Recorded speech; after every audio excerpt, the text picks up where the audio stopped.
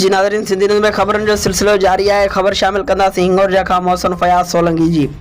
हिंगोरजा हैदराबाद के सुपर सलातीन होटल ते गैर मुल्की अफ़गानी पठाणनि जी दहशतगर्दी ऐं सिंधी नौजवान बिलावल काका जे बेगुनाह क़त्ल ख़िलाफ़ सॼी सिंध जीअं हिंगोरजा में भी STP स्टूडेंट्स फेडरेशन ऐं जिस्कम पारां हिंगोरजा शहर के पंजहटी चौक खां प्रेस क्लब ताईं रैली कढी सख़्त एहतजाजी मुज़ाहिरो कयो वियो।